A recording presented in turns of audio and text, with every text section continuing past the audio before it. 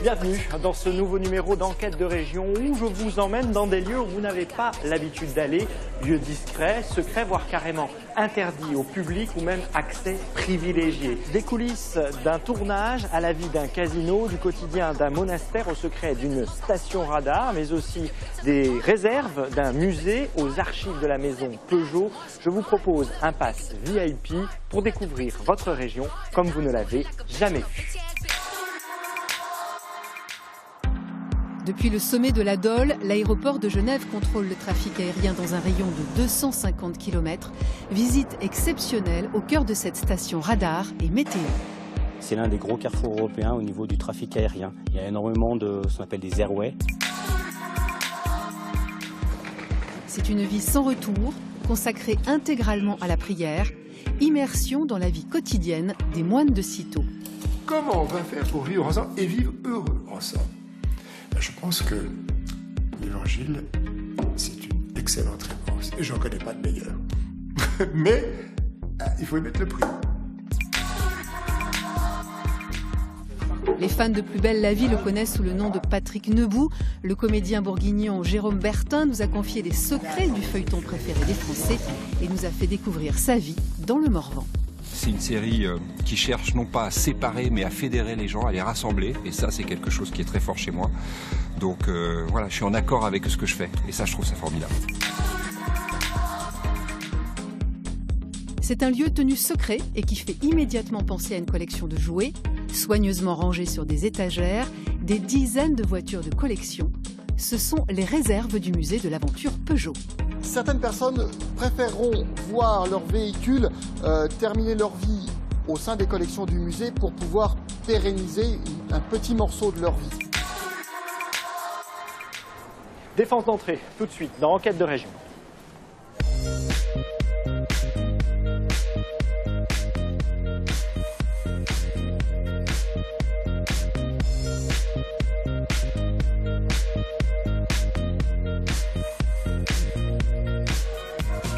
Pour débuter cette émission, direction la frontière franco-suisse. Bien connue des skieurs et des randonneurs, la Dole est le plus reconnaissable des monts du Jura. Perchée à 1677 mètres d'altitude, une station est visible de très loin grâce à son radar. Une de nos équipes va nous faire découvrir ce qui se cache derrière cette grande sphère blanche interdite au public.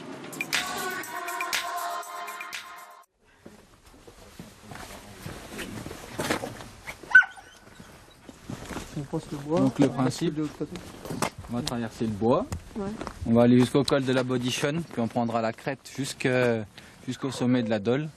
Et si on a de la chance avec le beau temps, on aura une belle vue ou pas. Pour découvrir ce sommet jurassien, il n'y a qu'un seul moyen. Il faut monter à pied. Au départ de la ferme d'Alpage, la Germine, à 1280 mètres d'altitude, c'est parti pour 1h30 d'ascension. Le berger Samuel accompagne chaque été des groupes de randonneurs. Là aujourd'hui on n'a vraiment pas de chance, mais ça, la météo on l'a subie. On peut la deviner juste là, mais il faut vraiment avoir une bonne imagination. Mais je vous promets qu'elle est ici. Elle est pourtant visible à des kilomètres. Grâce à cette structure, la Dole est reconnaissable entre mille. C'est l'œil du massif jurassien. Énigmatique, cette sphère blanche surveille le ciel. À 1670 mètres d'altitude, se cache une station radar interdite au public. Pour pénétrer dans ce lieu fermé, nous avons suivi ces techniciens. Ça va? Regarde, c'est bon voyage. Ouais, ça va bien, Fred. Salut Pierre. Pierre veille sur la station depuis 2010. Il accueille les équipes, coordonne les opérations de maintenance. C'est un gardien de phare qui ne connaît pas la solitude. On est là pas tous les jours, environ 3 jours par semaine, mais en fonction des interventions, on peut être entre 3 et 12, une douzaine de personnes maximum. C'est régulier qu'on ait du monde. Ce matin-là, direction les souterrains de la station. Les techniciens doivent vérifier l'état des transformateurs électriques. C'est le centre névralgique de la Dole. En cas de coupure d'électricité, les onduleurs prennent la charge, le temps pendant à peu près une vingtaine de secondes, le temps que les groupes diesel démarrent et reprennent le réseau. Il ne peut pas y avoir de coupure de réseau? Non. Grâce à ces équipements, le radar fonctionne 24 heures sur 24. Ici, nous sommes au cœur du système de navigation de l'aviation suisse. Le radar détecte la position des avions en vol. Il détermine l'axe et la distance des appareils. Sur l'écran radar, toutes les pistes vertes correspondent aux avions qui sont interrogés par le radar et vus par le radar. Donc c'est tous les avions qui ont un transpondeur dans l'avion. Actuellement, on voit environ 300 avions. Dans un rayon? Dans un rayon d'environ 300 km. Dans son champ de vision à 360 degrés, le radar localise avec précision les avions arrivant d'Allemagne, d'Autriche, de France ou d'Italie. À l'aide de ces données sensibles, les contrôleurs organisent ce balai incessant. En 2017, 1 240 000 avions ont survolé la Suisse. On est sur un carrefour européen, c'est l'un des gros carrefours européens au niveau du trafic aérien. Il y a énormément de ce qu'on appelle des airways, c'est des autoroutes pour les avions qui passent au-dessus de la Suisse. Ce radar est très important. Ce n'est pas le seul, mais c'est un des radars qui est important, oui, tout à fait. Invisible des randonneurs, l'antenne du radar se cache sous une sphère blanche. Le radome permet de protéger l'antenne des intempéries, donc de la neige, du vent. Ce sont des panneaux que vous pouvez voir. C'est de la mousse qui est prise en sandwich dans de la résine. Et l'assemblement de tous ces panneaux fait que la structure est solide et peut résister à des vents allant jusqu'à 200 km/h. Particulièrement exposée aux intempéries, la Dole est aussi un relais pour les climatologues. Météo Suisse y a installé une de ses stations de mesure. Une fois par an, Stéphane et Yves Alain montent vérifier les installations. Et ils n'ont pas choisi le jour le plus clément.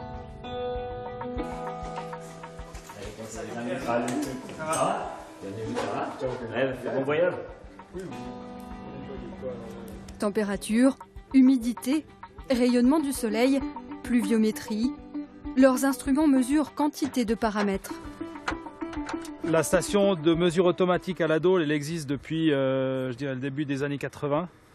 Et puis à l'époque, on a cherché déjà à être assez représentatif sur tout le territoire suisse. Il y avait environ 70 stations qui existaient. Et puis ici, on est sur un des sommets du Jura, on domine un peu tous les environs. Donc on a, je pense, des mesures qui sont assez représentatives aussi de la région. Météo Suisse possède aussi son propre radar. Il permet de prévoir avec précision l'arrivée de fortes précipitations, des orages ou de la grêle. Le radar, il ne fonctionne pas évidemment que du côté suisse, donc on mesure sur 360 degrés. On mesure aussi ce qui se passe du côté français, ce qui est également très important pour nous puisqu'on a majoritairement des courants d'ouest. Donc on a tout ce qui en fait arrive sur la Suisse par l'ouest vient du côté français. Donc c'est important pour nous aussi d'avoir des informations qui viennent de ce côté-là. Enjeu stratégique pour l'aviation civile, la météo a souvent compliqué le travail des équipes sur place. La station fut construite en 1954. À l'époque, la Suisse installa un premier émetteur radio pour faire face à la densification du trafic aérien. Là, on a encore des images, des photos noir et blanc. Puis la structure était complètement différente. Tu as vu, c'est pas de la mousse, c'est du dur. C'est une structure métallique avec des toiles. La toile. Jusqu'à la fin des années 90, des techniciens vivaient 365 jours par an dans cette station. Avant, ils faisaient tout. Le confort était nettement plus spartiate. C'était vraiment différent. Ils passaient aussi pas mal d'heures en hiver à maintenir les accès à l'aide de pelles, de pioches, parce qu'avec le vent, on a des amas de neige qui sont importants. Et une des conditions, notamment pour pouvoir travailler ici, c'était de savoir skier.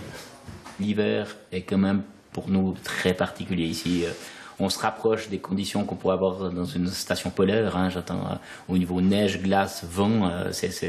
On est souvent très très proche. On a beaucoup de givre ici. Surplombant le lac Léman d'un côté et les Rousses de l'autre, la Dole est l'un des plus hauts sommets du Jura. Chaque année, ils sont 300 000 à fouler ce relief plissé. Peu d'entre eux connaissent les arcanes de cette station. Pour Samuel et ses amis, la météo s'améliore et le ciel laisse enfin apparaître ce dôme insaisissable.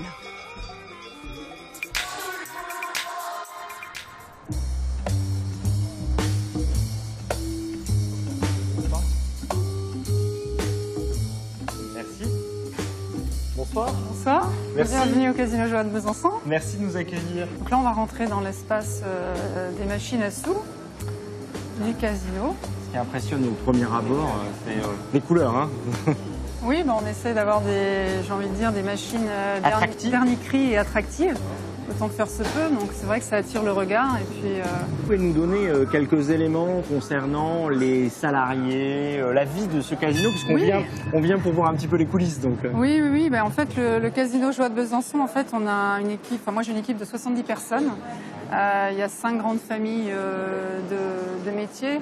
En fait, entre les jeux, la restauration, la technique, l'entretien, j'ai à peu près 35% de femmes et 65% donc d'hommes. ça, c'est pour les salariés. Ça, c'est pour les salariés. Et voilà. le public qui vient fréquenter ce casino, ça représente quoi? Alors en fait, on a, je dirais, 2 typologies de clientèle bien distinctes, puisqu'on a des gens qu'on va dire seniors, qui ont l'habitude de venir dans ce casino, clients réguliers, voilà, qui viennent dans le casino depuis des années. Ils sont passionnés de jeu. Ils sont passionnés de jeu. Ces personnes-là viennent surtout en journée jouer et en semaine. Et en fin de journée, en soirée et sur les week-ends, là pour le coup, on a plutôt une typologie de jeunes, une population beaucoup plus jeune, qui vient jouer, enfin qui a 18 ans, hein, bien entendu, puisqu'il faut avoir 18 ans sûr, pour jouer. On est bien d'accord, mais en tout cas, voilà, on a vraiment des typologies de clientèle bien distinctes. Ça fait toujours rêver, ça impressionne aussi, et puis ça questionne le casino, parce qu'on se dit toujours, est-ce que j'ai une chance de gagner? Alors, est-ce que vous pouvez répondre à cette question? Ah oui, pour ça, justement, je vais vous emmener rencontrer mon directeur des jeux, Gilles Michelet. Bonsoir. Bonsoir. Bonsoir. Bienvenue chez nous. Merci de nous accueillir. Alors, on se questionne sur la possibilité de gagner. Si je viens sur une machine à sous comme celle-là ou comme celle-là, est-ce que j'ai vraiment, à un moment donné, une chance de gagner ou j'ai surtout la chance de perdre, si j'ose dire, ou la malchance? La chance de gagner. Dites-moi la vérité. La chance de gagner, certes, hein, puisqu'on redistribue quand même beaucoup d'argent. Hein. Il faut savoir qu'un taux de distribution se situe entre 88 et 96%. Donc c'est quand même important. Et c'est réglementé, hein, c'est-à-dire que le ministère de l'Intérieur contrôle, il y a une police des jeux. On ne peut pas descendre en dessous de 85% d'office. Bon, après, il faut juste être là au bon moment sur la bonne machine. Parce que la machine, elle a un fonctionnement aléatoire, c'est ça? Tout à fait. Est-ce que vous pouvez montrer à quoi ça ressemble? L'accès est très limité, hein, mais je vous montre. Voilà un type de machine. Oui. Typologie rouleau vidéo. Donc.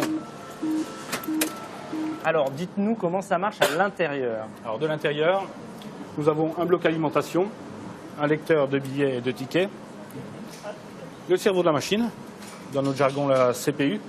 On peut voir que sur cette CPU, il y a une serrure spéciale. Nous n'avons pas accès à cette partie-là. C'est simplement qui ouvre là? Personne. Le constructeur? Uniquement des techniciens SFM agrémentés par le ministère de l'Intérieur. D'accord. Voilà. Ensuite, notre accès se limite à tout ce qui est périphérique. Les écrans, les lecteurs, l'imprimante, tout ce qui est éclairage. Voilà. On n'intervient que sur la partie périphérique. Autrement, tout est géré par ceci. D'accord. Voilà. Et ceci gère, c'est un ordinateur qui gère de façon aléatoire. Exactement, lance les programmes. Comment on sait le taux de redistribution de cette machine, par exemple? Alors on le sait, il est marqué par le technicien SFM. Oui. Donc chaque machine a son identification, numéro de série et taux de redistribution. Après, là par exemple, c'est? Là c'est 88,01. 88,01. Voilà. Ça va de 88 à 96%, suivant la typologie de la machine. On sera plus haut sur le secteur vidéo poker. Donc on peut rassurer ceux qui nous regardent, quand ils viennent jouer à une machine à sous, elle reverse au minimum 88% de ce qu'elle encaisse. Tout à fait, sur son cycle machine. Elle peut descendre à 85, mais elle ne peut pas aller au-delà. Elle peut monter à 110. Si elle est dans une phase de paiement, c'est le client qui sera gagnant et le casino perdant sur cette machine.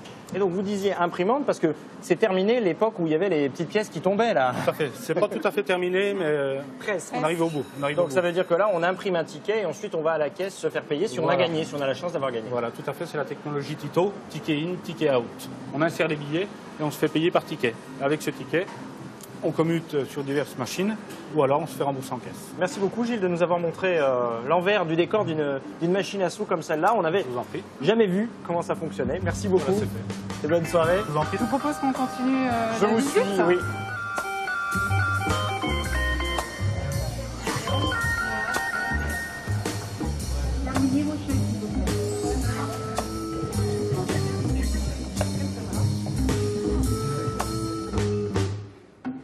Là, voilà, on est dans le nouvel espace des jeux de table traditionnels. Donc c'est bientôt le début de la soirée, c'est là que tout va commencer. Exactement, dans quelques minutes. Et donc je vais vous... Bonsoir messieurs. Bonsoir Adélaïde. Je vous présente Jean-Christophe. Enchanté Jean-Christophe. Alors Adélaïde, qu'est-ce que vous faites là?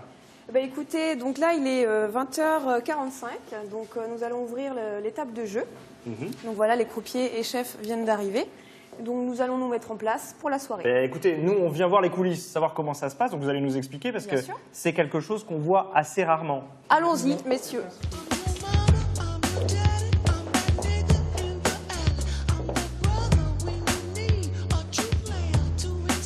Adélaïde, dites-nous, que fait votre équipe là? Alors nous avons Maxime sur la table de blackjack qui ouvre son encaisse officielle de jetons. Donc il va faire une reconnaissance de la table pour avoir une encaisse fixe sur le blackjack qui est à 15 000 €. Donc en fait c'est une reconnaissance du montant global des jetons.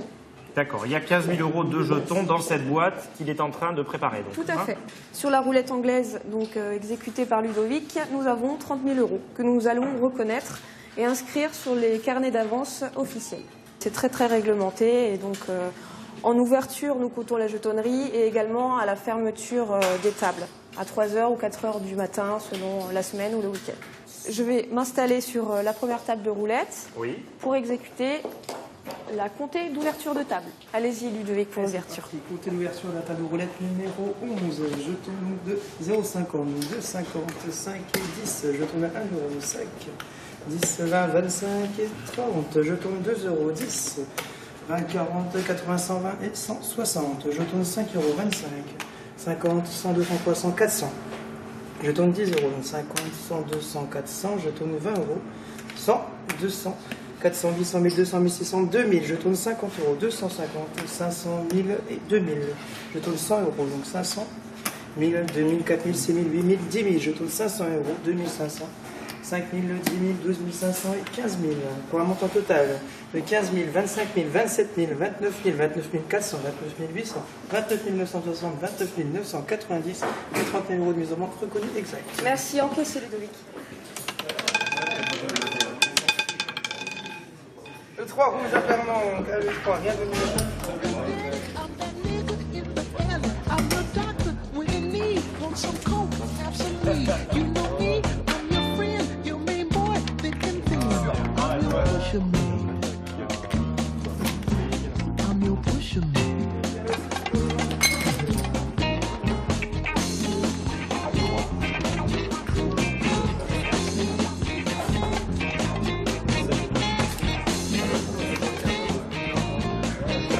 Direction maintenant une toute autre ambiance à l'abbaye de Cîteaux, où la vie est la même depuis 9 siècles. Les moines vivent en communauté et en silence. Ils font vœu de stabilité, c'est-à-dire que jusqu'à la fin de leur vie, ils ne bougeront plus de leur abbaye. Les jours sont rythmés de la même façon, de 4h30 matine jusqu'à 20h30 le coucher. Nous allons vous proposer de vivre le quotidien des moines de l'abbaye de Cîteaux.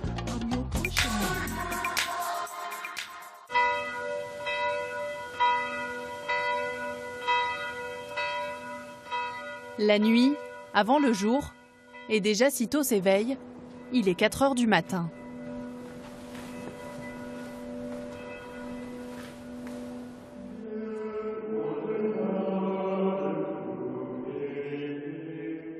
Nouvelle journée de louanges, de prières et de recueillement. 6 autres offices comme celui-ci vont se succéder jusqu'au soir, entre lesquels les 18 moines plongent dans un silence absolu.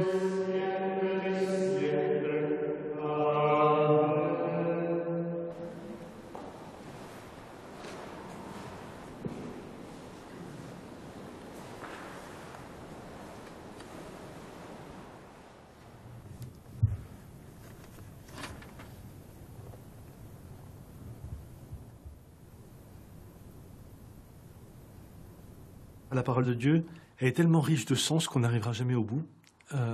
Et donc c'est un bonheur pour chacun de saisir quelque chose.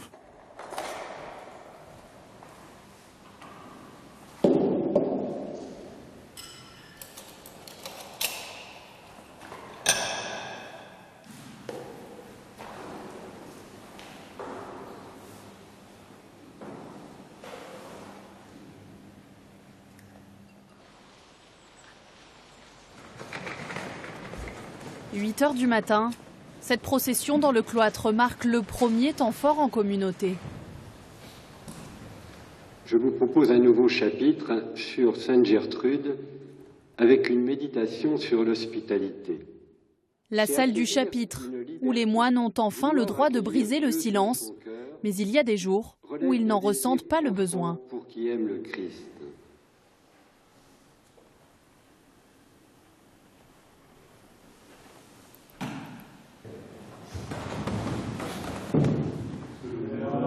Nous sommes dans l'ancien atelier des moines copistes, là où l'ordre des cisterciens a pris naissance il y a 9 siècles.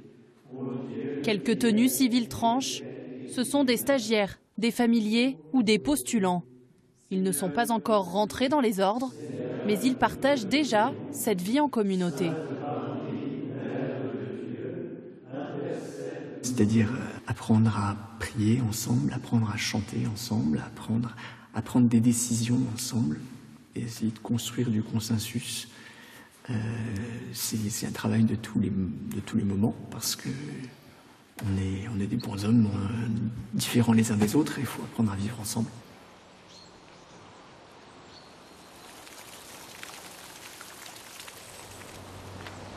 Notre gagne-pain, c'est le fromage que nous fabriquons. Notre économie est organisée autour de l'exploitation agricole. On fait culture, élevage, transformation du lait et vente directe. Par certains côtés, on est une entreprise comme une autre dans le sens où il faut qu'on dégage un bénéfice parce qu'on a des bâtiments à entretenir, on a quelques salariés à payer, donc il faut qu'on ait nécessairement un bénéfice. Une communauté religieuse monastique comme la nôtre, le principe c'est qu'on met tout en commun, donc effectivement on n'a pas de salaire, et puis honnêtement on n'en a pas besoin. Si j'avais de l'argent de poche, je ne saurais pas quoi en faire, puisque si j'ai besoin de quelque chose, mes besoins sont faibles au monastère. Au monastère on vient pour prier, pour vivre avec Dieu.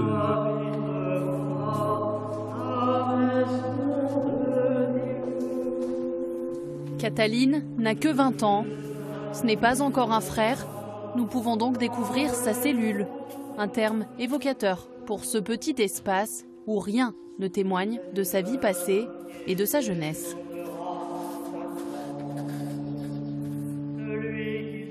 Une certaine sobriété, ça peut aider aussi à cette notion du silence, et notamment du silence intérieur. S'il y a plein de choses sur les murs ou plein de choses à dire, ça n'aide pas. Cataline est arrivée en juin dernier pour un pré-noviciat, une sorte de CDD d'1 an avant de pouvoir formuler un jour ses vœux définitifs. C'est un choix de vie qui est pas simple à prendre. Je pourrais comprendre les personnes qui me le diraient, mais qui, quand on s'y implique à 100%, peut apporter beaucoup. Quand bien même on ne resterait pas, ça apporte énormément.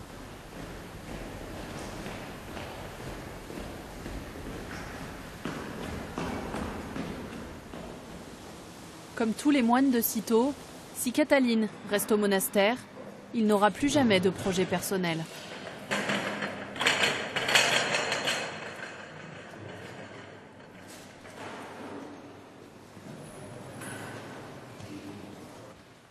Dans la salle du noviciat, le jeune homme est autorisé à parler à nouveau avec son frère maître pour des cours de théologie. Et donc on démarre sur repérer les lieux dans le texte biblique pour essayer de mieux comprendre. Puis après on relie ensemble. D'accord. Il y a de la théorie, mais je pense que les cours qu'on a sont plus des cours qui servent à l'épanouissement personnel et spirituel de la personne, plus qu'un cours scolaire où on recopie bêtement sans réfléchir. C'est celui qui n'est pas contre nous. Tant qu'il n'est pas encore moine, Cataline doit aussi aborder des sujets très concrets avec frère Raphaël, notamment autour de la vie affective et sexuelle. C'est ce qui permet aussi de s'engager librement dans le célibat. C'est pas un choix qui est d'une évidence extrême. Petit à petit, comme ça, on peut avancer parce que on va voir différents sujets et on va pouvoir en reparler aussi dans le tête-à-tête. Si on n'a pas de réponse, on est enfermé dans des peurs qui musellent complètement la vocation, quoi.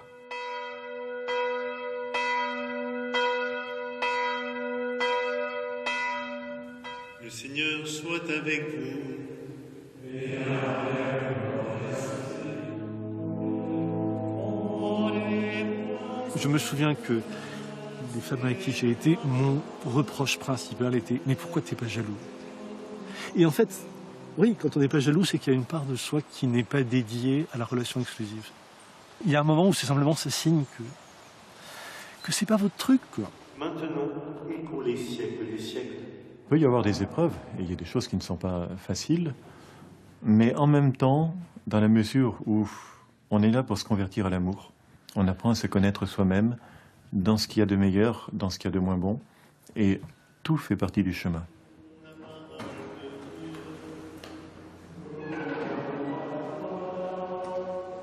Le grand défi de notre monde, c'est de vivre ensemble. C'est le seul défi que nous avons. Comment on va faire pour vivre ensemble et vivre heureux ensemble? Je pense que l'Évangile, c'est une excellente réponse. Et j'en connais pas de meilleure. Mais il faut y mettre le prix. Amen.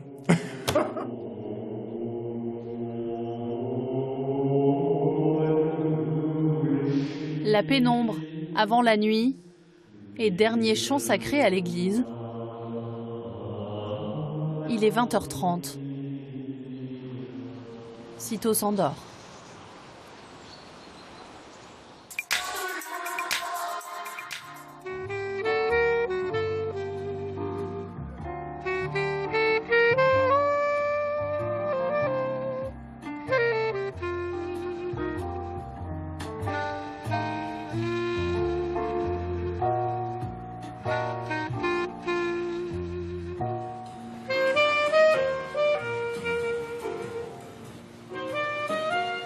Vous avez peut-être un jour voulu être actrice ou acteur, ou tout du moins pénétrer les coulisses d'un tournage. C'est justement ce que je vous propose maintenant, et pas n'importe quel tournage, celui de la série préférée des Français. Je veux bien sûr parler de Plus belle la vie. Parmi les vedettes du feuilleton de France 3, il y a un acteur bourguignon, Jérôme Bertin.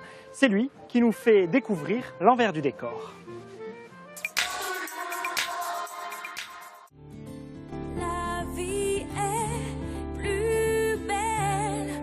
Ce générique, tout le monde le connaît. Plus belle la vie, une série qui réunit chaque soir plus de 4 millions de téléspectateurs. Parmi les témoins privilégiés de cette formidable aventure, le comédien Jérôme Bertin, un bourguignon devenu en l'espace de 5 ans une vedette du petit écran.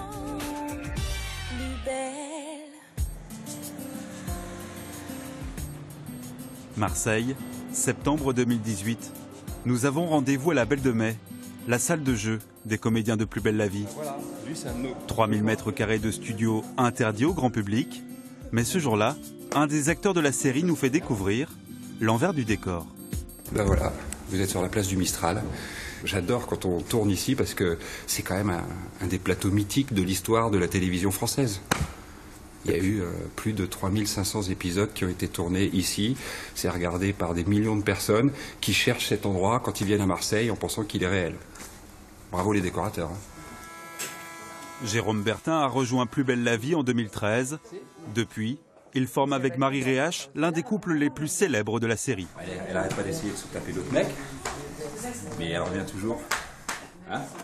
Dans quelques minutes, les interprètes de Patrick et Babette Nebou tourneront une scène ensemble. L'heure est aux répétitions. Tu m'as épuisé. Tu m'as épuisé. Bah, tant mieux, c'était le but. Ou alors, c'était très exactement mon intention. Il est toujours gai, il fait toujours des blagues croustillantes, on va dire, dès le matin, tôt. Il a beaucoup d'humour, en fait, c'est ça qui fait que c'est assez détendu et qu'on rigole pas mal. Tu vas le poser ici, on va le poser là. De la bonne humeur en coulisses, mais une fois sur le plateau, les comédiens doivent faire preuve d'une grande concentration. Le rythme de tournage est très soutenu. Et action. On fait l'équivalent d'un épisode par jour. Donc forcément, quand on fait 26 minutes utiles, comme on dit, bah, c'est pas la même chose que quand on fait 1 minute et demie utile par jour. Voilà. Ici, il faut aller vite, il faut être efficace, mais du coup, ça donne une énergie aussi qui est géniale sur le plateau et même à l'antenne. Un rythme de tournage effréné que Jérôme Bertin a désormais apprivoisé. Mais une fois les projecteurs coupés, le comédien bascule dans une deuxième vie, loin des plateaux de tournage. Nous sommes à 500 km de Marseille. Ce jour-là, Jérôme nous accueille dans son jardin secret. Un jardin secret niché en Bourgogne, dans un petit village du Morvan, le berceau de la famille Bertin. Là, on est juste à côté de la mairie où mon grand-père a été pendant 40 ans. Pas les 40 années comme maire, mais enfin pas loin. Donc voilà, moi j'ai passé toutes mes vacances depuis que je suis môme ici. J'y viens évidemment à chaque fois que je peux, puisque c'est un peu mes racines, quoi. C'est ça qu'on veut. Ici, le comédien redevient un villageois comme les autres. Une simplicité qui n'a pas disparu, malgré le succès de la série. J'arrive ici en un quart d'heure, il n'y a plus rien qui compte à côté. Et puis en plus c'est vrai, quoi, je crois que tout le monde me connaît depuis que je suis môme ici. Donc les gens, ils n'ont pas tellement changé leur regard sur moi. Parce on n'a pas besoin de changer parce que lui ne change pas non plus. Voilà. Dans son refuge du Morvan, l'acteur nous dévoile une de ses faces cachées, son amour pour les arbres. Une passion qu'il partage depuis toujours avec ses amis. En l'espace de 10 ans, c'est quand même bien. On a fait une forêt, on a fait un bois. Ouais. Moi j'aime bien sa mentalité, d'avoir des vraies valeurs de la campagne. On aime bien faire beaucoup de choses en commun. Il est revenu à la NOC, il a gardé les mêmes copains qu'il avait. Donc voilà, ça fait plaisir. Ça fait très plaisir de l'avoir. Puis aussi de le regarder à la télé, hein, parce qu'il ne faut pas se mentir. On a gagné, merci Monsieur Jacquet. Mais avant de devenir comédien dans le feuilleton préféré des Français, Jérôme Bertin a connu une toute autre vie, celle de journaliste de télévision, une carrière débutée en 1992 sur l'antenne de France 3 Bourgogne. Alors, je vous propose maintenant de retrouver en direct de notre studio de Nevers Jérôme Bertin. Jérôme, bonsoir. Bonsoir. Sincèrement, ça fait un peu premier de la classe. Ça, je me souviens très bien. Ça doit être un de mes premiers plateaux en direct. Et permettra aux enquêteurs d'avoir des moyens de coercition plus grands. Je suis pas encore très à l'aise à l'antenne. Hein. J'ai été très très content d'être journaliste. Voilà. Bon, ensuite, il y a eu un moment où j'y croyais plus. Donc, j'ai eu cette chance de pouvoir passer à autre chose. Et là, j'avais 2 rêves, quoi. Quand j'étais môme, 2 rêves professionnels, 1 journaliste, 2 comédiens. Voilà, j'ai vraiment de la chance, quoi. J'aurais fait les 2 métiers que je voulais faire. La célébrité, les bains de foule. Avec le succès de Plus belle la vie, Jérôme Bertin a découvert l'amour du public, des fans qui lui redonnent le moral dans les moments de doute, comme cette lettre qu'il conserve précieusement. Non, parce qu'il y a une histoire d'une gamine qui est complètement dans la merde, etc. Et tout. Et pour elle, Plus belle la vie, c'est quasiment une raison de vivre, quoi. Quelque chose qui tous les soirs lui permet de sortir de sa réalité et de se dire, bah tiens, il y a des gens que j'aime, que je suis content de retrouver et tout ça. Voilà. Ce que j'aime dans cette série, c'est qu'elle est proche des préoccupations des gens et qu'elle apporte énormément de bien aux téléspectateurs. Et ça, c'est un retour qu'on a absolument tous les jours de la part des fans de la série. Donc, c'est génial. Quand on sait qu'on fait du bien aux gens, on n'a pas envie d'arrêter. Et la fausse gifle, vas-y. Spring et Patrick qui va réagir. calme. Faire du bien aux gens, ce n'est pas tout à fait l'esprit de la scène du jour. Pif, paf, paf. T'as pas bougé la tête. Pour gifler son partenaire sans lui faire mal, il faut être un bon comédien, un geste que Jérôme maîtrise à la perfection et il ne s'en prive pas. Là, je suis avec le premier assistant. Bon, on a quelques problèmes de communication. Donc ici, ça se règle. On est à Marseille, entre hommes. Voilà. Il joue beaucoup, donc plus on joue et mieux on joue. C'est un bon acteur aujourd'hui. C'est un bon acteur Je pense que c'est devenu un acteur. Voilà. Je dois combien déjà? On avait prévu une enveloppe. Après 14 ans d'existence et plus de 3600 épisodes au compteur, Plus belle la vie reste aujourd'hui une série très populaire. Le secret de ce succès, des fans fidèles et des comédiens épanouis. C'est certainement ma plus belle aventure professionnelle. Parce que c'est celle qui est le plus en accord avec mes valeurs personnelles. C'est une série qui cherche non pas à séparer, mais à fédérer les gens, à les rassembler. Et ça, c'est quelque chose qui est très fort chez moi. Donc voilà, je suis en accord avec ce que je fais. Et ça, je trouve ça formidable. Seul mystère que nous n'avons pas élucidé, l'avenir de Jérôme Bertin dans la série, à découvrir vous-même dans les prochains épisodes. Libérez-moi. Laissez-moi sortir d'ici. Julien Costignon, vous nous accueillez ici dans les réserves des musées du centre de Besançon, musée des Beaux-Arts et d'Archéologie et musée du Temps. Des réserves qui sont discrètes, pour ne pas dire secrètes, puisqu'on filme l'intérieur, mais pas l'extérieur. Expliquez-nous pourquoi. Oui, on s'astreint à un devoir de discrétion. Donc c'est le lieu où l'on conserve l'ensemble des œuvres qui ne sont pas exposées, le lieu dans lequel on a conservé toutes les œuvres et tous les objets durant la restauration du musée. Vous nous invitez un petit peu à une visite exceptionnelle, parce qu'évidemment le grand public n'entre pas dans ces lieux. Non, ce n'est pas un lieu ouvert au public, c'est vraiment le lieu, je dirais, du travail de l'ombre pour les musées. Si on allait voir... Donc je vous invite, après vous. Merci, c'est gentil. Nous voilà dans une des réserves du musée, une des salles qui conserve essentiellement des collections d'archéologie, notamment les collections céramiques antiques, grecques et italiotes, et plutôt à votre droite des céramiques d'archéologie régionale. Alors, ce sont des céramiques qui évidemment ne viennent pas de Besançon, on l'imagine. Non, ce sont vraiment des céramiques qui sont arrivées à Besançon par le biais de collectionneurs qui ont légué tout ou partie de leur collection à la ville et au musée, et aussi par des dépôts du Louvre, notamment une partie de la collection Campana. On est dans une atmosphère assez particulière. Est-ce que ça veut dire que vous êtes très vigilant, notamment à la température des lieux, pour conserver dans de bonnes conditions ces pièces ? Alors la stabilité du climat, c'est un petit peu notre règle d'or pour tout établissement conservant du patrimoine, qui conserve du patrimoine. Donc on a un climat qui est régulé, que ce soit du point de vue de la température ou du point de vue de l'hygrométrie, qu'on peut réguler dans chaque salle, et en fonction du type d'objet conservé. Le bois ne demande pas tout à fait les mêmes conditions de conservation que la céramique ou le métal. Donc parmi les collections moins connues du musée se trouvent les collections de sculptures qui vont pouvoir être vraiment mises en valeur, je dirais, pour la rénovation du musée, avec un espace qui leur sera réellement dédié. Donc on est assez fiers de pouvoir présenter ces sculptures.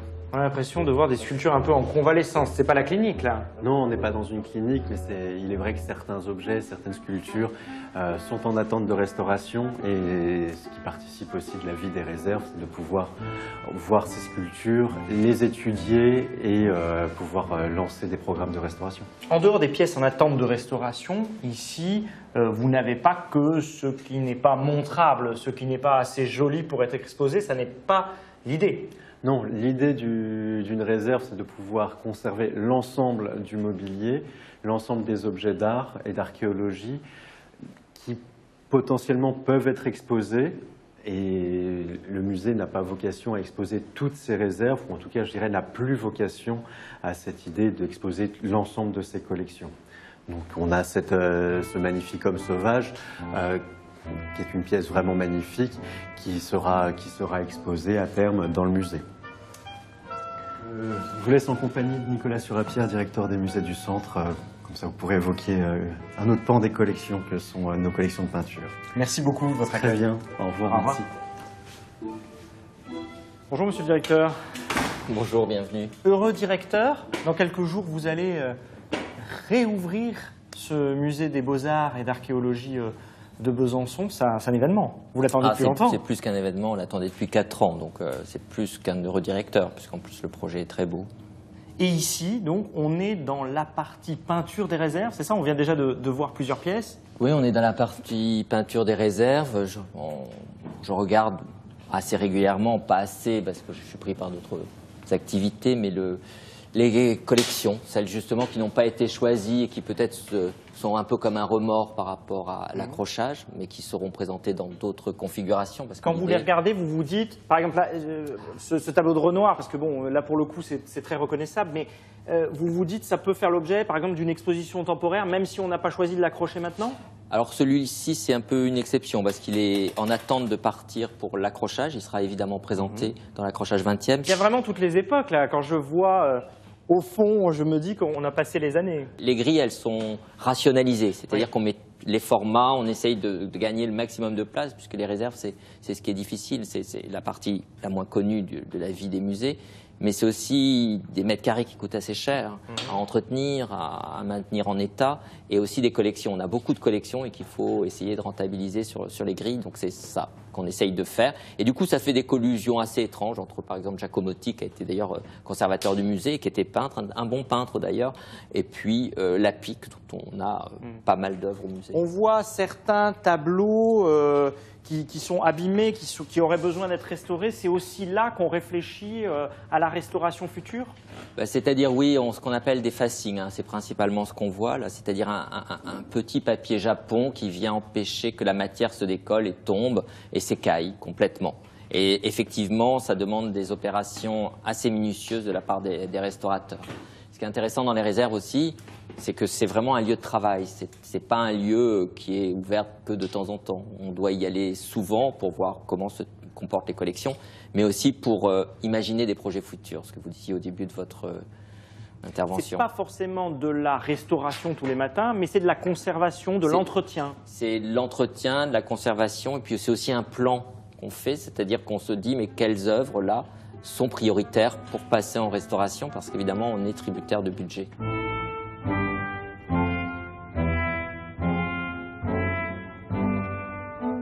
Vous montrerez bien d'ailleurs une œuvre extrêmement rare et qui n'a pas trouvé sa place dans l'accrochage 20e. Ça, c'est un vrai chef-d'œuvre de Géricault, une œuvre absolument inconnue. On ne sait pas trop où il a réalisé cette œuvre. Il est en contre-plongée. Peut-être Montmartre, mais on n'est absolument pas certain. C'est absolument une œuvre qu'on a voulu au début accrocher et qui est revenue en réserve parce qu'elle ne va avec rien, si vous voulez, et elle ne raconte rien. Est-ce que ça veut dire qu'un jour, quand même, les visiteurs, nous avons la chance de montrer aux téléspectateurs les coulisses de votre musée, mais est-ce qu'un jour les visiteurs verront cette œuvre exposée? Oui, l'idée, c'est peut-être pas que sur Géricault, mais prendre, et ça je m'en suis rendu compte en accrochant les collections avec mon collègue Johan Rimaud sur la peinture, j'aimerais bien qu'on fasse une exposition sur tout ce qui est très atypique dans la vie d'un artiste ou dans la production d'un artiste. Or, on a une collection qui s'y prête parce que les collectionneurs ont souvent choisi, pour des questions aussi budgétaires, des œuvres qui étaient très différentes de ce que faisait d'habitude l'artiste. Merci à Nicolas Surlapierre de nous avoir fait découvrir ces aspects du musée des Beaux-Arts et d'Archéologie de Besançon qu'on connaît mal finalement puisque ça n'est pas ouvert au public et donc c'est un privilège. Merci de nous avoir accueillis. Merci à vous. Je vous emmène maintenant dans un lieu un peu comme celui-ci où les rares visiteurs n'ont pas le droit d'en révéler l'adresse. Quelque part dans la région de Montbéliard, un immense hangar qui abrite des dizaines de voitures de collection. Ce sont les réserves du musée de l'aventure Peugeot et vous allez le voir, ce n'est pas le seul secret de la marque au Lion.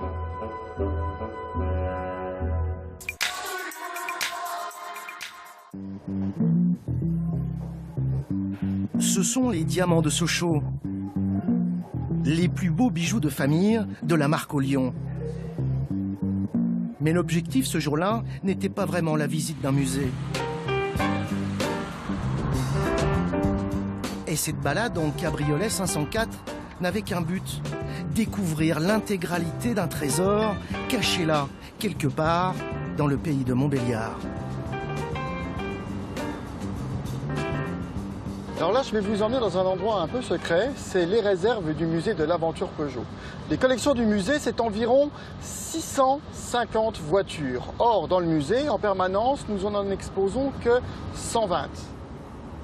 Hervé Charpentier est l'un des conservateurs de l'aventure Peugeot.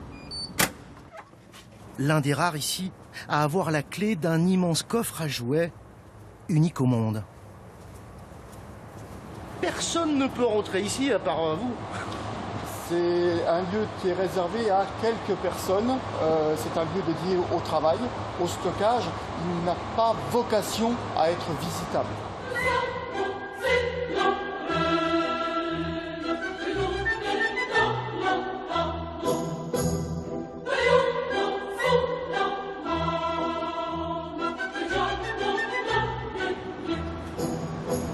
Ici, nous sommes dans une travée un peu spéciale puisque c'est vraiment le coin dévolu aux voitures de compétition. Ici, on va retrouver un peu plus de 100 ans d'histoire de la marque dans les différents rallye raids. Alors bien entendu, la plupart des véhicules que vous voyez là sont dans l'ère moderne puisque les principaux véhicules de compétition anciens sont dans les collections permanentes du musée de l'aventure Peugeot.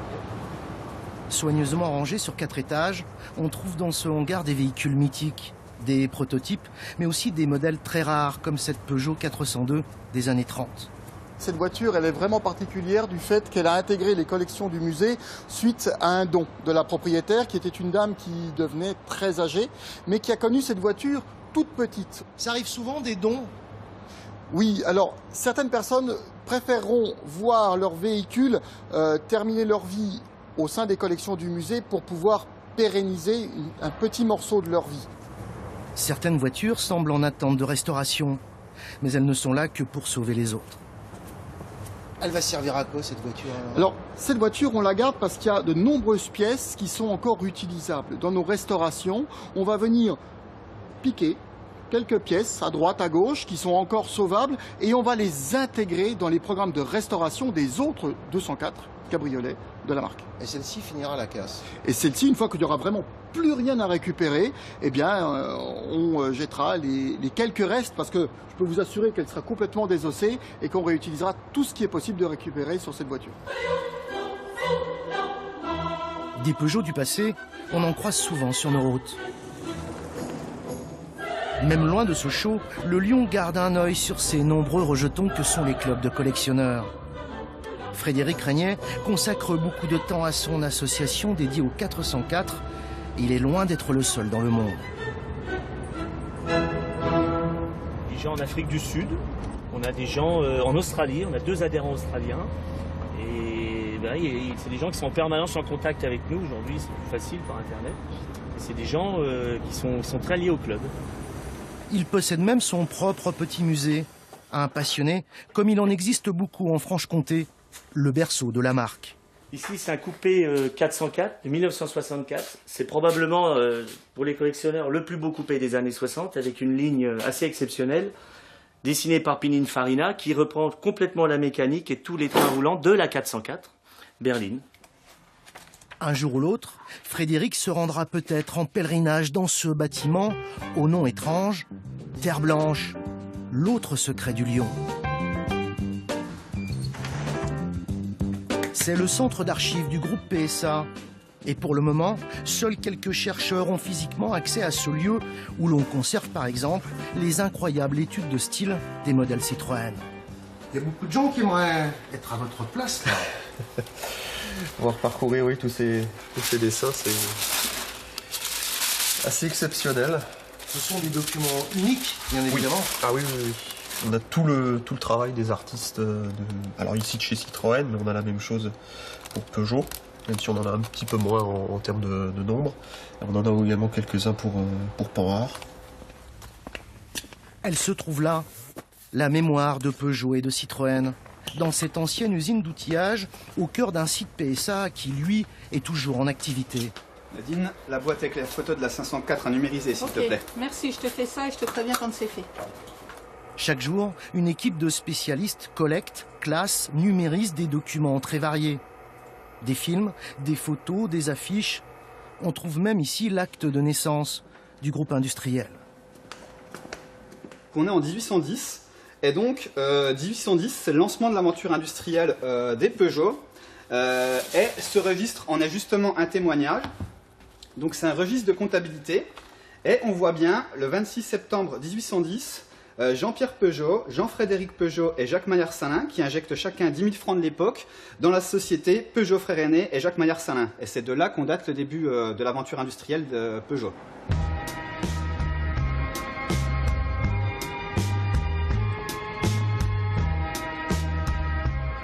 Aujourd'hui, on a un tel niveau de contenu, il nous faut 40 ans pour pouvoir digitaliser.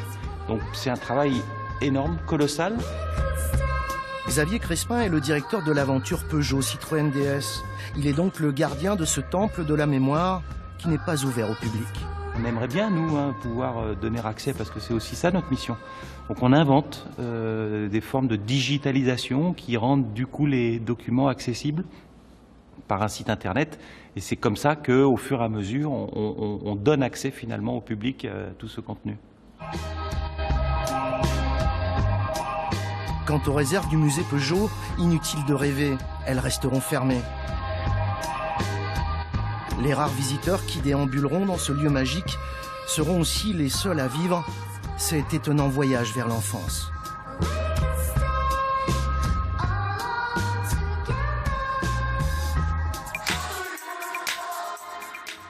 Voilà, c'est la fin de cette émission. On se retrouve bien sûr le mois prochain pour un nouveau numéro d'Enquête de Région. Et d'ici là, prenez soin de vous. On prend les cartes, on brasse les cartes, on coupe les cartes, on donne les cartes. Je me dis qu'es-tu venu faire dans cette galère? On reprend ces cartes, on regarde ces cartes, on s'écrit cartes, puis on écarte. Je me dis maintenant va falloir se refaire. Pendant toute la partie, je me faisais des reproches. Quand se termina la nuit, je n'avais plus rien en poche. Avant que je ne parte, je prends les cartes, je déchire les cartes, je jette les cartes.